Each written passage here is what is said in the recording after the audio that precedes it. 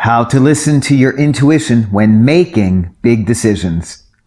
That's what we're going to be talking about today.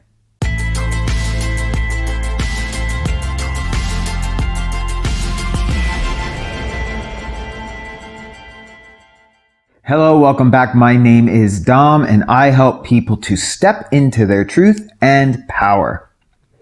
Whether it's buying a new home, purchasing a car, taking a new job, maybe starting a business, maybe even making a financial investment like, do you invest in Bitcoin or gold or stocks, or perhaps even deciding to have a health procedure done. How much do you lean into your intuition and inner spirit to help you decide? It's funny because I'm often asked about this because for so many years, big decisions based out of emotion or what I thought was intuition was nothing short of a liability and self-deception, truth be told. So I focused heavily on the facts, numbers, spreadsheets, on metrics for many decisions, and certainly the big decisions that I've made in my life. And some of those decisions actually turned out to be very bad experiences. One of the decisions I made related to a job opportunity I once had. I was working for a new director for about 6 months, and things on the surface seemed to be okay, but all along there was this certain something about them that told me that I couldn't completely trust them. So my director invited me to apply for a new management job under him, and on paper it seemed like a great opportunity. It was a promotion to a management role, I'd receive a nice pay increase, I'd receive stock options. Seemingly all the boxes were checked, but inside something fell off, and I couldn't describe specifically what it was. He never did anything to me to suggest I shouldn't trust him, but for some reason inside there was this something going on in my being that told me that I should not be taking this job.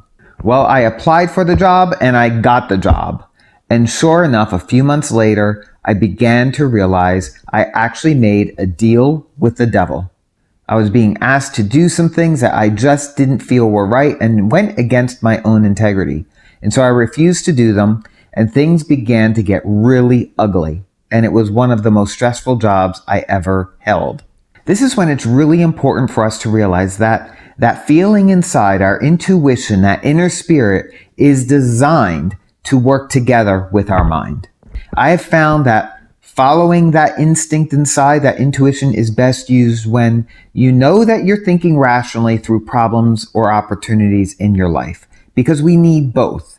And when both our mind and our hearts are in alignment, it's very easy for us to be enthusiastic and to say yes to whatever situation or opportunity is in front of us. But when the mind and the heart are not in alignment, what should you really do? Well, I've come up with some self-guiding principles or policies that I follow to help me know what to do.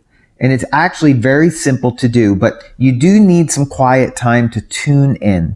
And so if you're medicated or if you're drinking a lot of caffeine or using alcohol, it's going to be more challenging to tune in and do this. But the self-guiding policy or guidance that I give myself consists of 2 simple questions. The first question: is it a yes in your mind? Meaning, intellectually and logically, does it make sense? Is it a yes? The second question is it a yes in the core of your being, in your heart? You can feel it in somewhere between your shoulders and your gut. So this is the one that I always struggled with more. And so if you're like me, what I mean by this is, are you emotionally drawn in or withdrawn? Now, if you get 2 yeses from your head and the core of your being, you should absolutely do it. If you get 2 no's, you should not do it. But what if your mind and your heart are not in agreement? What do you do? Well, if you're willing to take some risk, follow your heart. And if you're not, follow your head. Now, if you're like me and spent a lot of years more oriented towards making all of your decisions in logic, I want you to be aware that you've likely alienated yourself from experiencing a lot of feeling. There are many things that perhaps you don't want to really feel, or things you've protected yourself from to keep you safe in some way. And so we develop coping mechanisms, over the years to help us not go there. And so we wind up making these decisions about things without checking in with our heart, and later wind up wishing we could undo them. And so one of the most effective ways I've learned to minimize making those wrong decisions is by asking myself these two questions. Now, if you're like me, more logically oriented, you may struggle a bit in understanding what a yes in the heart or the core of your being might feel like. But I will tell you, I definitely know what a no feels like for me. And for me, that is any resistance or constriction in the chest or my gut.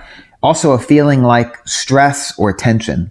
That is a no. That is a slow down, hold on kind of feeling. Now, the bottom line I have here is if I'm not sure, it's a no until you become more sure one way or another. I lean a lot into prayer for divine guidance so I know which direction to go in. And usually I will get confirmation one way or another in doing that. Now, I know there may be things that we have to do that we don't want to do because we have a responsibility for others, like picking up the kids from school or even paying your bills. We don't want to be ridiculous about this. But for many decisions, this is going to make the difference in leaning either into a yes or a no. So there you have it. That is where I'm at and how I listen to my intuition and inner spirit. And I've been doing a lot more intuitive and core body reading these past few years. And I'm discovering that it's actually much more reliable than my mind, because within it contains an inner truth that cannot be logically attained or measured. It just is. And so if you're like me and being more mind-oriented, logically oriented, it can be challenging sometimes to calm your mind down enough to be able to hear from your heart or the core of your being. Our mind tends to ask a lot of questions, which can drive up uncertainty, overwhelm, and anxiety. And when we're in that uncertainty, overwhelm, or anxiety, it is very difficult to tune into the heart or the core of your being. I actually started practicing a short visualization that helps calm my mind down, so I'm able to tune into my heart more so I can hear a clear yes or no. It only takes about 10 minutes to try, and if you would like to give it a try, I've put that link for you to download it for free in the description box and comments below, so go check it out. There are more tools that can be used, but I find this one to be especially useful and the one that most people find useful too. And so as I've practiced this, I've been making many more decisions from my heart and the core of my being. And oddly enough, to my logical brain, it is more often right than wrong. It has a much better track record than my mind has had over the years. Are you like me and more naturally logically oriented, or are you more naturally oriented toward your heart and the core of your being? Share that in the comments below, because I'd love to hear from you about this, as I love talking about this stuff. And if this video was helpful to you, please take a moment to pay it forward. Share it online with your friends and family, because it's my intention to have this information shared with as many people as possible right now. It's really what is needed in the world to help people in making better decisions.